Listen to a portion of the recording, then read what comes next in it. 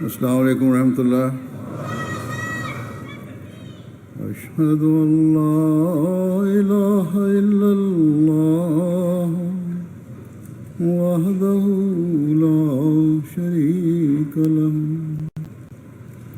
व अशहदु अन्ना मुहम्मदन अब्दुहु व रसूलुहु। अम्मा बअदु फ़अऊज़ु बिल्लाहि मिनश शैतानिर रजीम। बिस्मिल्लाहिर रहमानिर रहीम। अल्हम्दुलिल्लाहि रब्बिल आलमीन अर्रहमानिर रहीम मालिकि यौमिद्दीन। इय्याका नअबुदु व इय्याका नस्तईन। इहदिनस सिरातल मुस्तक़ीम सिरातल लज़ीना अनअमता अलैहिम गैरिल मग़्दूबि अलैहिम वलद्दाल्लीन। With the grace of Allah, you are now reaching the আল্লাহ তাআলার কৃপায়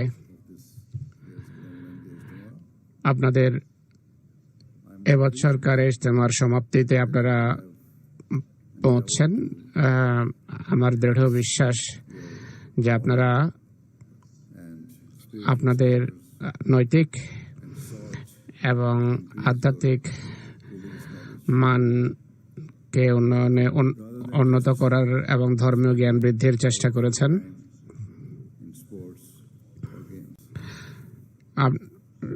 আপনাদের সময় খেলাধুলায় নষ্ট না করে আপনারা নৈতিক, আধ্যাত্মিক এবং ধর্মীয় জ্ঞানে উন্নতি করার চেষ্টা করে থাকবেন, এটি আমার বিশ্বাস। ক্রীড়া কৌতুকে বা খেলাধুলায় অংশ নেওয়া, ব্যায়াম করাও গুরুত্বপূর্ণ, কেননা এটি মানুষকে ফিট থাকতে সাহায্য করে। দৈহিকভাবে যদি কেউ দৃঢ় এবং মজবুত আর ভালো স্বাস্থ্যের অধিকারী হয়,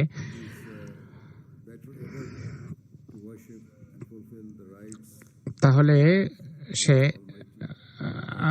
ইবাদত সঠিকভাবে করতে পারে, আল্লাহ তাআলার প্রাপ্য প্রদান করতে পারে এবং আল্লাহ সৃষ্টির প্রাপ্য সঠিকভাবে প্রদান করতে পারে। কিন্তু আপনাদের ইজতেমায় মূল যে লক্ষ্য হওয়া উচিত, বরং সারা বছর যে উদ্দেশ্য এবং লক্ষ্য হওয়া উচিত, তা হলো আধ্যাত্মিকতা বৃদ্ধি করা এবং ধর্মীয় জ্ঞান বৃদ্ধি করা। এই হলো মূল উদ্দেশ্য যা ইজতেমা এবং সারা বছর থাকা উচিত। জাগতিক জ্ঞান অর্জনের জন্য এবং শিক্ষার ক্ষেত্রে উন্নতির জন্য বেশিরভাগ আহমদী যুবক ভালোভাবে পড়ালেখা করেই থাকে, কিন্তু অনেক ক্ষেত্রে সেই চেষ্টা ধর্মীয় জ্ঞান অর্জনের ক্ষেত্রে নিবেদন করতে দেখা যায় না। তাই আমরা যে মূল কারণে জলসা এবং ইজতেমা করে থাকি তা হলো জলসা এবং ইজতেমার সকল অংশগ্রহণকারী যেন আধ্যাত্মিক এবং নৈতিক মানের উন্নয়ন আর ধর্মীয় জ্ঞান বৃদ্ধি যেন চেষ্টা করে, আর তারা যেন নিজেদের মান উন্নয়নের সবসময় চেষ্টায় রত থাকে। সবচেয়ে ইজতেমায় অংশগ্রহণের অধিকাংশ অংশগ্রহণের সময় অংশগ্রহণ করতে গিয়ে বেশিরভাগ অংশগ্রহণকারীর যে বিষয়ে চিন্তা করা উচিত বেশি, তা হলো আল্লাহর সাথে তাদের সম্পর্ক দৃঢ় হচ্ছে কিনা। আপনাদের বেশিরভাগ এই প্রসিদ্ধ উক্তি বা মুসলিম রাদিয়াল্লাহু আনহুর এই প্রসিদ্ধ উক্তি সম্পর্কে জেনেই থাকবেন, যে উক্তিটি হলো যে কোন জাতির সংশোধন সেই জাতির যুবকদের সংশোধন ব্যতীত রেখে সম্ভব নয়। মুসলিম মদের এই উক্তি সম্পর্কে আপনাদের বেশিরভাগই অবহিত থাকবেন। become the main slogan. এই মহান উক্তি শুধু মজলিস খুদ্দামুল আহমদিয়ারই মূল স্লোগান বা মোটো নয়, বরং এটি খুদ্দামুল আহমদিয়ার কার্যক্রম এবং সকল পরিকল্পনার ভিত্তিতেও পর্যবসিত বা রূপ নিয়েছে। কিন্তু এটিকে শুধু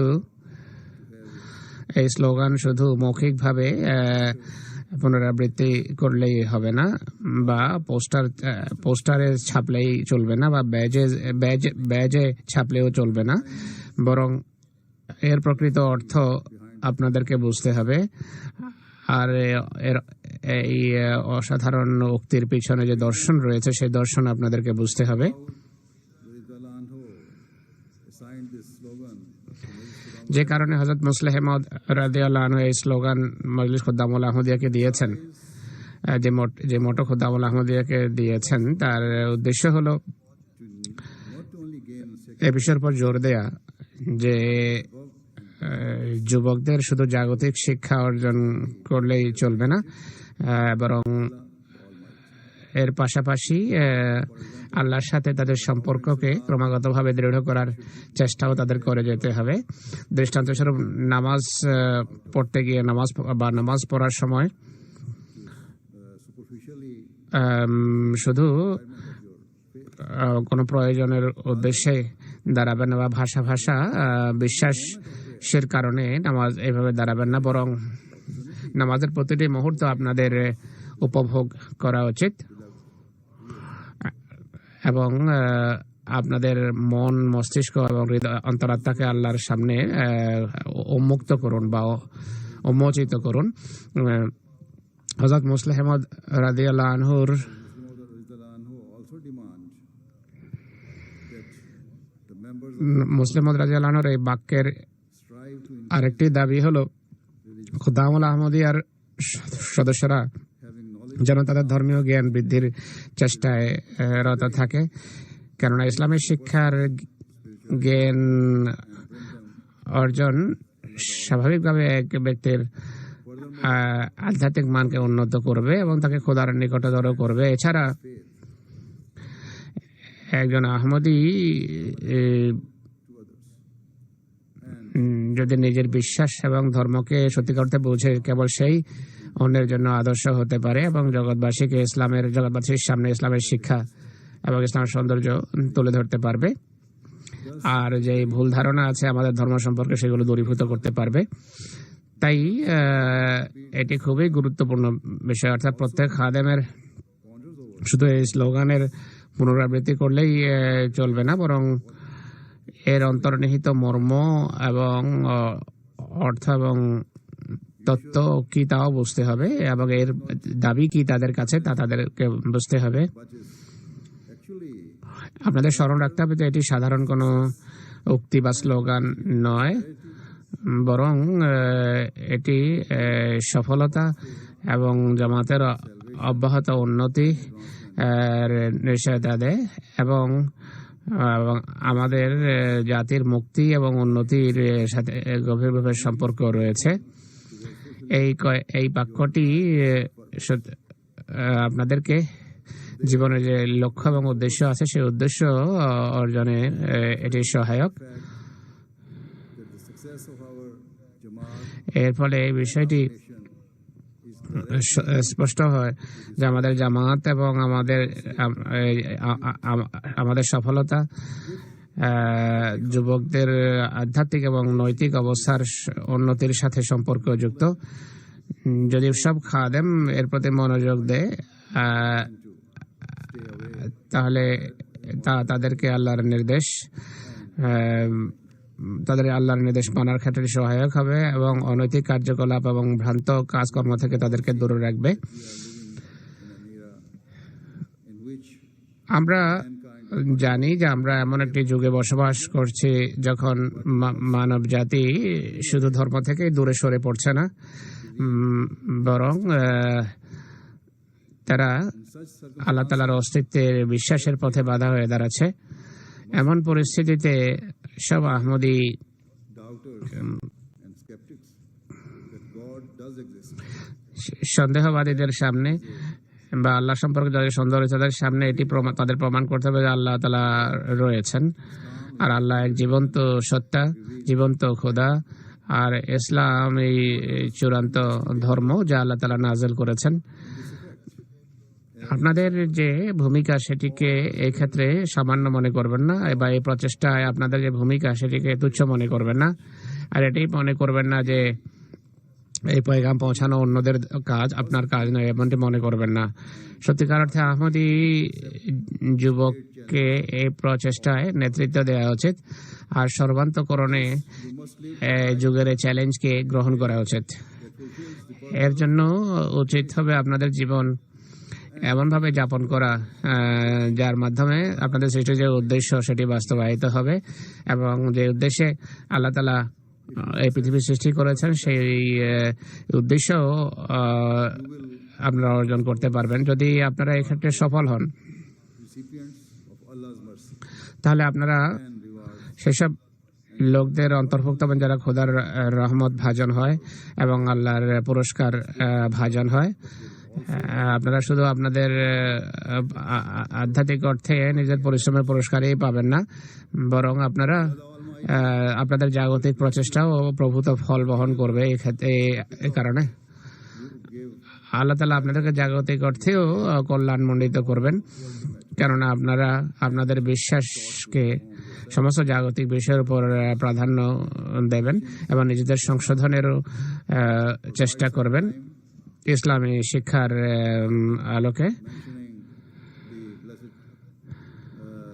কিছুকাল থেকে বা বেশ দীর্ঘ সময় ধরে আমি রাসূল করিম সাল্লাল্লাহু আলাইহি সাল্লামের পবিত্র সাহাবীদের জীবনী আপনাদের সামনে উপস্থাপন করে আসছি আমার জুমার খুতবায়।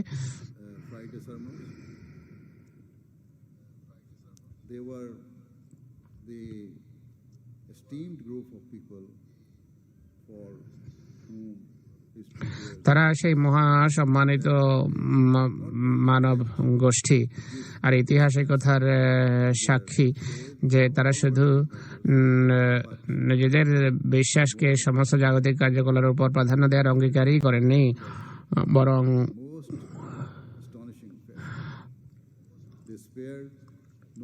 তারা সেই অঙ্গীকার আশ্চর্যজনকভাবে রক্ষা করেছেন। তারা সকল চেষ্টা করেছেন নিজেদের অঙ্গীকার রক্ষা করার বা শপথ রক্ষা করার, আর নিজেদের বিশ্বাসের খাতিরে সকল সম্ভাব্য ত্যাগ তারা স্বীকার করেছেন। এর ফলে আল্লাহ তাআলা তাদেরকে আধ্যাত্মিক এবং নৈতিক অর্থে অসাধারণ উন্নতি দিয়েছেন আর ইসলামের প্রচারের ক্ষেত্রে তারা অসাধারণ ভূমিকা পালন করেছেন। একই সাথে তিনি তাদেরকে জাগতিক অর্থে কল্যাণমণ্ডিত করেছেন।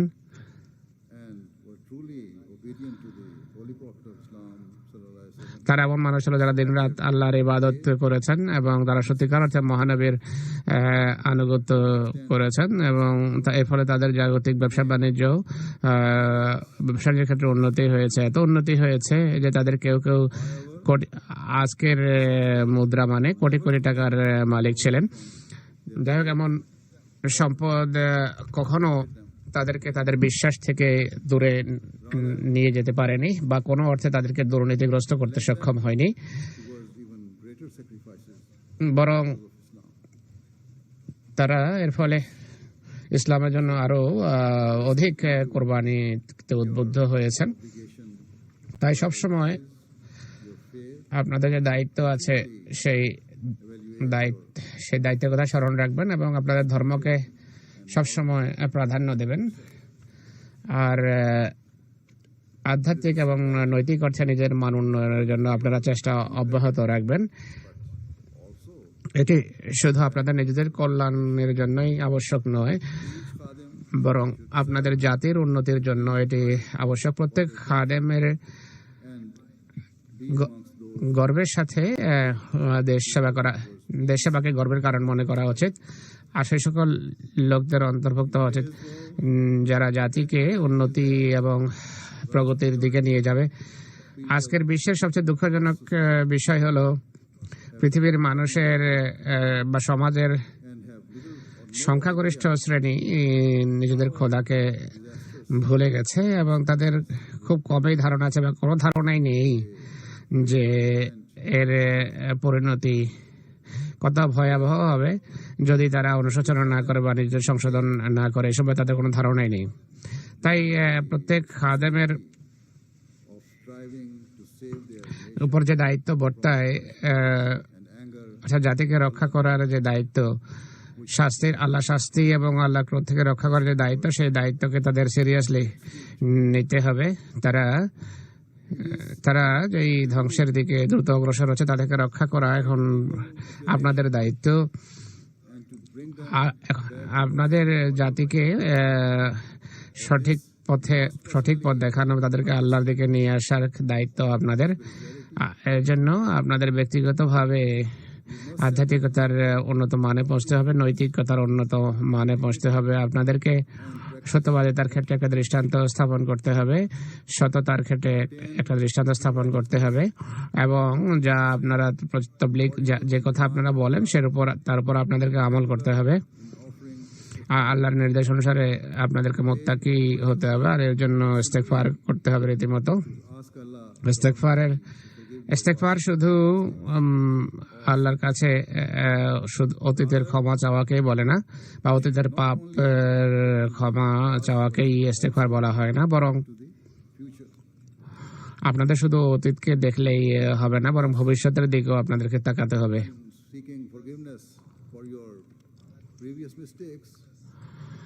তাই আপনাদের পূর্বের ভুলের জন্য যেখানে আপনি ক্ষমা চাইবেন, সেখানে একই সাথে আপনাদেরকে ভবিষ্যতে সেই সব পাপ থেকে বিরত থাকারও দৃঢ় সংকল্প করতে হবে।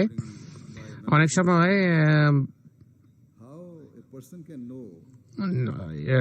খোদামরাও আমাকে জিজ্ঞেস করে যে এক ব্যক্তি কিভাবে বুঝবে যে তার পাপ ক্ষমা করা হয়েছে কিনা, বা আল্লাহ তাদের তওবা বা অনুশোচনা গ্রহণ করেছেন কিনা, এটি কিভাবে মানুষ বুঝবে? সাধারণ মানুষ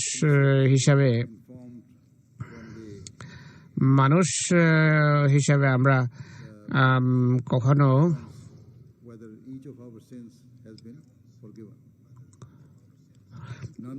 এটি নিশ্চিত করে বলতে পারি না যে আমাদের প্রতিটি পাপ ক্ষমা করে দেওয়া হয়েছে,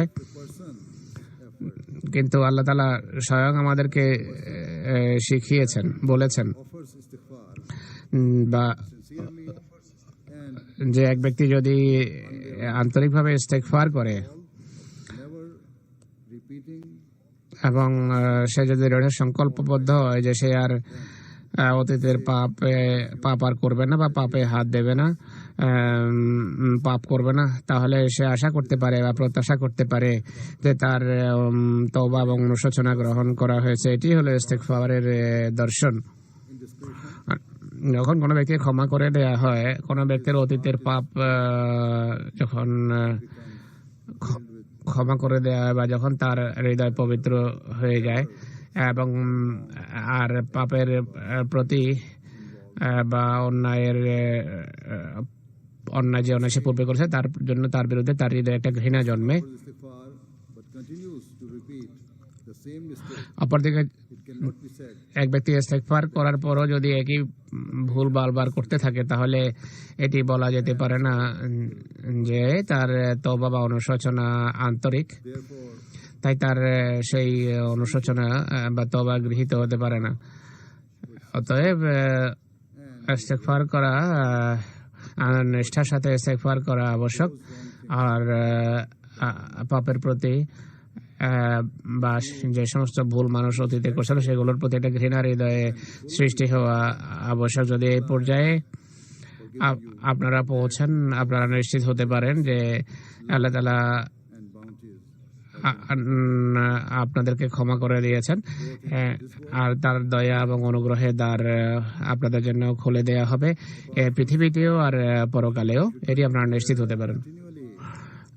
ইস্তেগফারের পাশাপাশি help of Allah by repeating the prayer আপনাদের ক্রমাগতভাবে that is ইহদিনাস সিরাতাল মুস্তাকিম দোয়ার মাধ্যমে আপনার আল্লাহ তাআলার সাহায্য অব্যাহতভাবে চাইতে হবে, যে হে আল্লাহ আমাদেরকে সোজা পথ দেখাও। এই দোয়া অব্যাহতভাবে করে যেতে হবে। এই দোয়া পূর্ণ বিনয়ের সাথে করে যেতে হবে। আর সঠিক পথে তাকওয়ার উপর প্রতিষ্ঠিত থাকার দৃঢ় সংকল্প নিয়ে এই দোয়া করতে হবে। আর শয়তানি প্ররোচনাকে প্রত্যাখ্যান করতে হবে। শয়তান সবসময় আমাদেরকে অপকর্মের দিকে নিয়ে যাওয়ার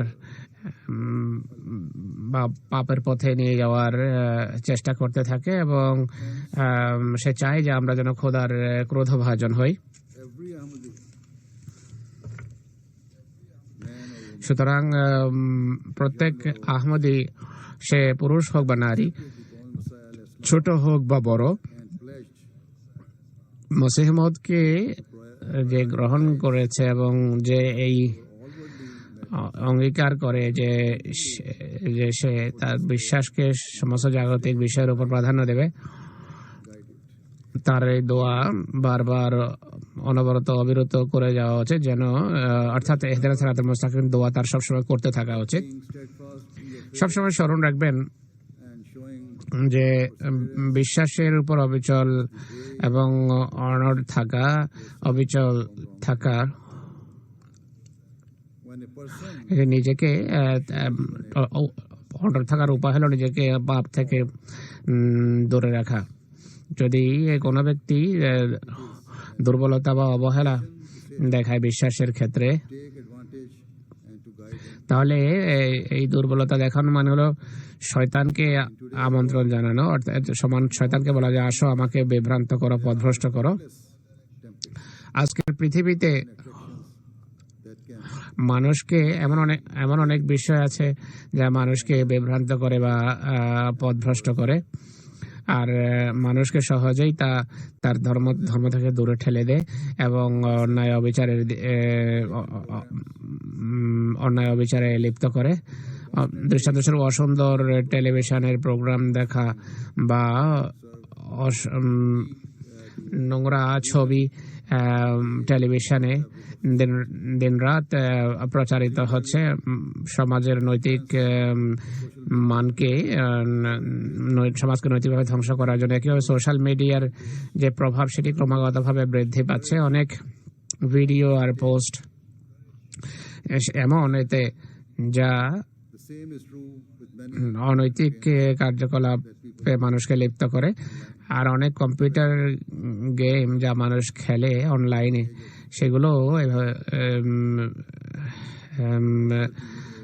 কিশোরদেরকে নষ্ট করছে। 12 থেকে 15 বছর বয়সের বা কিশোরদেরকে এগুলো নষ্ট করে, ধ্বংস করে।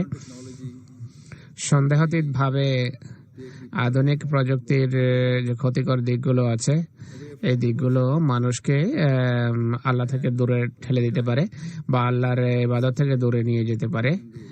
আর ক্রমশ মানুষের আল্লাহ সত্তায় যে বিশ্বাস আছে সেটিকে দুর্বল করে তুলতে পারে বা তুলে।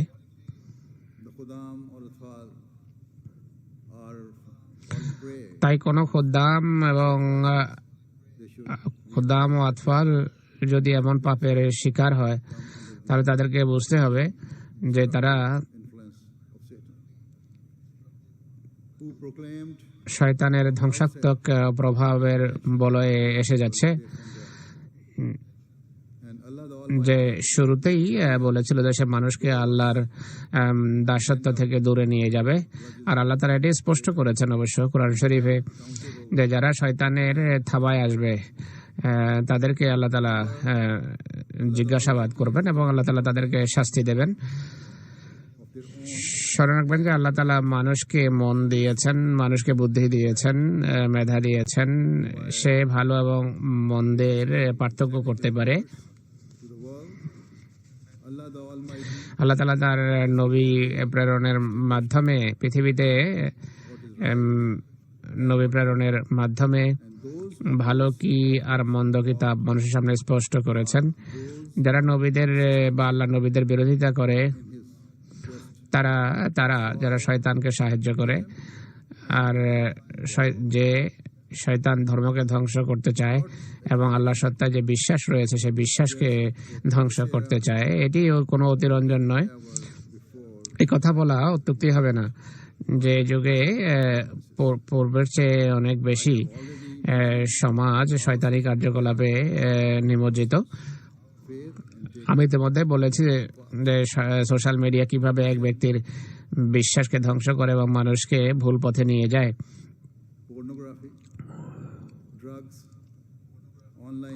পর্নোগ্রাফি বা নীল ছবি আর মাদক, অনলাইন গেম, জুয়া,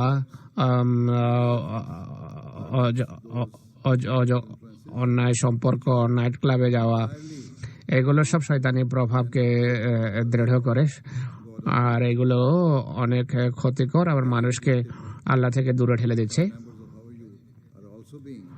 দুঃখজনক ভাবে আমাদের যুবকদের কেউ কেউ এমন ভয়াবহ অনৈতিক কার্যকলাপে লিপ্ত, তাদের মন এই সমস্ত জাগতিক কার্যকলাপে প্রভাবিত। এরা ইস্তেগফার অবহেলা দেখায়। তারা ভুলে যায় যে তারা যুগ ইমামকে মেনেছে এবং হযরত মসিহ মাউদকে গ্রহণ করেছে।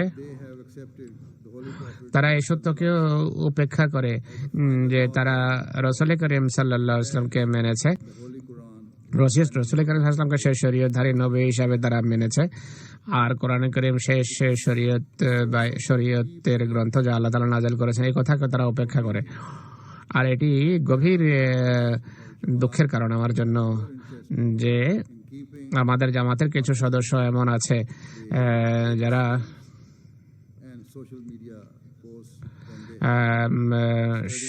আধুনিক ফিল্ম এবং সোশ্যাল মিডিয়ার সম্পর্কে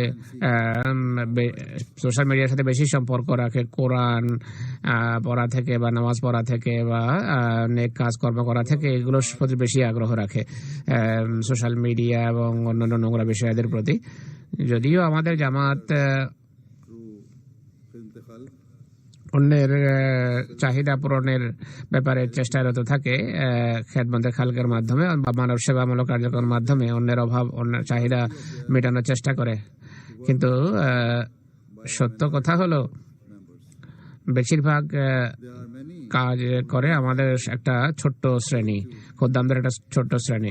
অনেকে এমন আছে যারা অলস বসে থাকে আর তারা তাদের সময় এবং সম্পদ মানব জাতির কল্যাণার্থে উৎসর্গ করে না। একইভাবে আমরা এই দাবিও করতে পারি না যে আহমদীদের সংখ্যাগরিষ্ঠ শ্রেণী পুরো আত্মনিবেদনের প্রেরণায় নামাজ পড়ছে, সেই চেতনা নিয়ে নামাজ পড়ছে যা যেভাবে করা উচিত। আর এটি বলা যাবে না যে তারা কোরআন মনোযোগ সহকারে পড়ছে এবং কোরআনের প্রতিটি শিক্ষার উপর সেভাবে আমল করছে যেভাবে আমল করা উচিত। আর তাই আমরা এই দাবি করতে পারি না যে আমাদের যুবকদের সংখ্যাগরিষ্ঠ শ্রেণী তারা যারা তাদের বিশ্বাসকে জাগতিক কার্যকলাপের উপর প্রাধান্য দিয়ে থাকে। তাই আমরা কিভাবে আশা করতে পারি যে আমরা আমাদের জাতির সংশোধন করবো? আমরা নিজেরা নিজেদেরকে যদি সংশোধন করতে ব্যর্থ হই, জাতিকে কিভাবে সংশোধন করব? এটি একটা স্পষ্ট সত্য। তাই যতক্ষণ পর্যন্ত আমাদের প্রত্যেক ব্যক্তি আমাদের কার্যকলাপ সম্পর্কে চিন্তা না করবে আর আল্লাহর সাহায্য না চাইবে এবং আল্লাহর সামনে অনুশোচনা না করবে, আমরা কখনো পূর্ণ সাফল্য পেতে পারি না এবং জীবনের মূল লক্ষ্য যা রয়েছে তা অর্জন করতে পারি না। এই প্রেক্ষাপটে কেউ কেউ বলে যে আল্লাহ তাআলা চান যে আমরা সংশোধিত হই, তাহলে তিনি নিজে আমাদের সংশোধন করতে পারেন। আল্লাহ নিজে আমাদের সংশোধন করতে পারেন। হুজুর বলছেন যে এই আচরণ ভ্রান্ত এবং এটি অগোচিত একটা ধারণা। আমি পূর্বে ব্যাখ্যা করেছি যে আল্লাহ তাআলা মানুষকে স্বাধীনতা দিয়েছেন, মানুষ স্বাধীন। কোনো কোনো আহমদী এই প্রশ্ন করে যে their personal issues. Some things are indeed personal. বিনোদনমূলক কাজ করা এটি মানুষের ব্যক্তিগত বিষয়। হুজুর বলছেন অবশ্যই কিছু কাজ মানুষের একান্ত ব্যক্তিগত, কিন্তু যখন ব্যক্তিগত বিষয় আমাদের ধর্মীয় দায়িত্বের পথে বাদ সাধে, তখন এটি জামাতি একটা সমস্যা হয়ে দাঁড়ায়, জামাতের চিন্তার বিষয় হয়ে দাঁড়ায়। কেননা আহমদী হিসাবে আমরা সবাই অঙ্গীকার করি যে আমরা আমাদের বিশ্বাসকে সকল জাগতিক বিশ্বের উপর প্রাধান্য দেব। যদি কোনো Ahmadi Breaking their pledge. And so ইমানের দাবি পূরণে ব্যর্থ হয়, তারা তাদের অঙ্গীকার ভঙ্গ করছে। এমন ক্ষেত্রে auxiliary জামাতি পর্যায়ে take action বা অঙ্গ সংগঠনের মাধ্যমে এমন লোকদের সঠিক পথে ফিরিয়ে আনার চেষ্টা করা আবশ্যক হয়ে যায়। তাই সবসময় স্মরণ রাখবেন যে আপনি বিশ্বাসে যদি দুর্বল হন roiled in immoral or vain acts, বা অনৈতিক বা বৃথা কার্যকলাপে জড়িয়ে যান, তাহলে জামাতের ব্যবস্থাপনা আপনাকে সঠিক পথ দেখানোর চেষ্টা করবে এবং সংশোধনের উপর গুরুত্ব আরোপ করবে। নিঃসন্দেহে মাজলিস খুদ্দামুল আহমদিয়া এই কাজ করবে এবং সবসময় খুদ্দামদের about the importance R আতফালদেরকে and coming to the mosque. নামাজ পড়ার বা মসজিদে আসার গুরুত্বের বিষয়টি অব্যাহতভাবে স্মরণ করা থাকবে। তাই তাদের দায়িত্ব হলো সব খাদেমের সামনে এটি স্পষ্ট করা যে এই মৌলিক ধর্মীয় দায়িত্বগুলো পালনে যদি তারা ব্যর্থ হয়, তা তাদেরকে ধর্ম থেকে বা বিশ্বাস থেকে দূরে ঠেলে দেবে। তখন এমন বিষয় আর ব্যক্তিগত বিষয় থাকে না, বরং এটি জামাতের জন্য চিন্তার কারণ হয়ে থাকে, মাথা ব্যথার কারণ হয়ে থাকে। কেননা আহমদেরা যদি আল্লাহর প্রাপ্য প্রদান না করে আর তাদের বিশ্বাসকে জাগতিক বিষয়দের উপর প্রাধান্য না দেয়, তাহলে তারা শুধু নিজেদেরই ক্ষতি করছে না, বরং জামাতেরও ক্ষতি করছে আর বৃহত্তর পরিসরের সমাজেরও ক্ষতি করছে। যখন কোনো এক ব্যক্তি নিজে দুর্বলতার শিকার হয়, সে জামাতকে দুর্বল করে। আর এটি এই যে স্লোগান রয়েছে যে যুবকদের সংশোধন ব্যতীত জাতির সংশোধন সম্ভব নয়, এটি স্লোগানের মূল কথা। আমাদের যারা অপকর্মের শিকার বা অপকর্ম করে বা তাদের নৈতিক ও আধ্যাত্মিক আর ব্যবহারিক অবস্থার যদি অবনতি ঘটতে থাকে, তাহলে তারা কিভাবে অন্যদের সংশোধন করতে পারে? তাহলে আমরা কিভাবে অন্যদের সংশোধন করব? বরং আমরা নিজেরাই শয়তানের থাবায় এসে যাব আর আমরা শয়তানের প্রভাবে প্রভাবিত হব আর অন্যদেরকে আমরা পথভ্রষ্ট করব।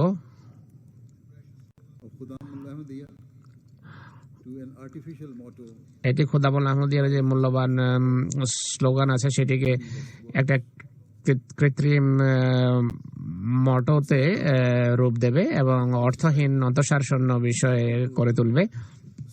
সমাজের উপকার করার পরিবর্তে এমন মানুষ বহুধা বিভক্ত হয়ে যাবে এবং তারা বিশৃঙ্খলায় ছড়াবে। নৈতিক এবং সমাজের নৈতিক এবং আধ্যাত্মিক মান উন্নত না করে তারা তাদের মানকে ঘটাবে। তারা সমাজের গর্বের কারণ না হয়ে সমাজের জন্য তারা অসম্মানের কারণ হবে। তাই আহমদীদের আপনাদের মৌলিক দায়িত্ব হলো আহমদীদেরকে অনৈতিক কার্যকলাপ থেকে দূরে রাখা এবং অশোভনীয় কার্যকলাপ থেকে দূরে রাখা। হ্যাঁ, কিছু বিষয় অবশ্যই আমাদের ব্যক্তিগত রয়েছে, কিন্তু এই ব্যক্তিগত বিষয়গুলো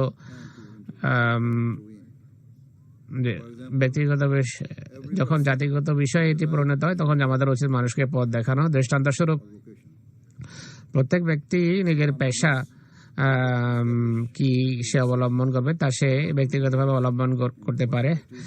ইসলাম মানুষকে ব্যবসার অনুমতি দেয় বা বাণিজ্য করার অনুমতি দেয়। আমি ইতিপূর্বে বলেছি যে মহানবী সাল্লাল্লাহু আলাইহি ওয়াসাল্লামের কিছু সাহাবী ব্যবসা করেছেন বা ব্যবসা বাণিজ্য করতেন।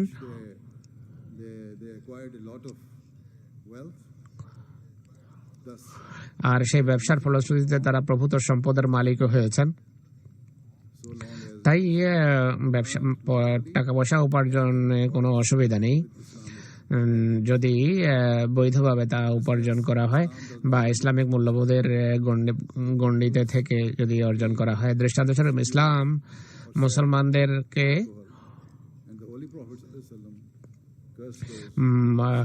মদ বানানো, রাখা বা বিক্রি করার অনুমতি দেয় না। রাসূলুল্লাহ ইসলাম যারা এমনটি করে তাদেরকে অভিশাপ দিয়েছেন। বিয়ে করা একটা ব্যক্তিগত বিষয়। প্রত্যেক ব্যক্তির শর্ত হলো বিয়ে যেন কোরআনের নির্দেশের অধীনে হয়, নির্দেশের অধীনস্থ হয়। তাই কোনো ব্যক্তির তার ইচ্ছার বিরুদ্ধে জোর জবরদস্তিমূলক বিয়ে করানো যাবে না, বিয়ে দেয়া যাবে না। কোনো আহমদি যদি কোনো আহমদি মহিলাকে পছন্দ করে, উভয় যদি একমত হয় তাহলে বিয়ে করতে পারে। আর তাদের পিতামাতার এক্ষেত্রে তাদের সাহায্য করা উচিত। কিন্তু এক ব্যক্তির শুধু নিজের যৌন কামনা বাসনা চরিতার্থ করার জন্য বিয়ে করা উচিত নয়।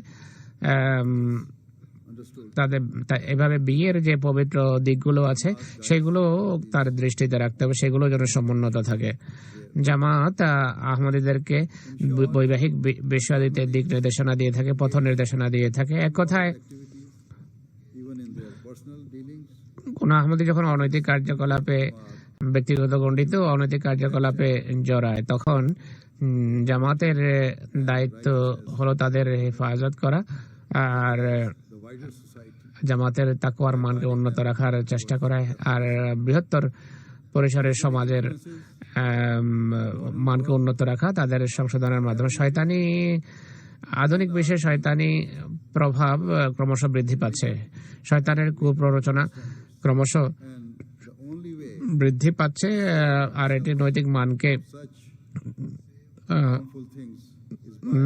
মান ক্রমশ অধপতিত করছে। তাই মানুষকে আল্লাহর সামনে এনে আল্লাহর সামনে ঝুঁকানোর চেষ্টা করার দায়িত্ব আমাদের। প্রত্যেক ব্যক্তির ক্ষেত্রে এটি সত্য, সেই যত মুত্তাকি হোক না কেন। এই কারণে নবী যারা পাক এবং পবিত্র ছিলেন তারাও ইস্তেগফার করেছেন। দৃষ্টান্তস্বরূপ কোরআন 12 নম্বর সূরায়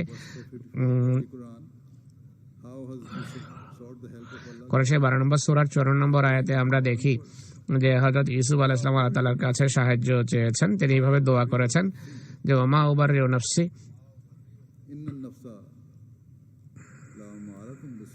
ইন্নান নাফসা লা আম্মারাতুম বিসসু ইল্লা মা রাহিমা রাব্বি ইন্না রাব্বি গফুরুর রহিম।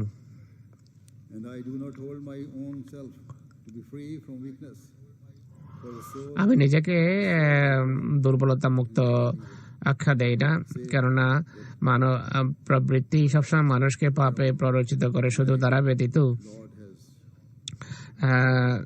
যাদের উপর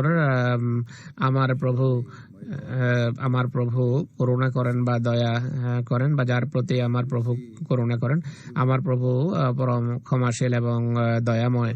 এখানে এটি স্পষ্ট যে এক ব্যক্তি যিনি নবী হতে যাচ্ছেন, পরবর্তীতে যিনি নবী হতে যাচ্ছেন বা তখনও তিনি হয়তো নবী ছিলেন, তিনিও বলছেন যে আল্লাহর সাহায্য ছাড়া এবং আল্লাহর দয়া এবং করুণা ছাড়া তার জন্য পাপ বা অন্যায় থেকে মুক্ত থাকা সম্ভব নয়।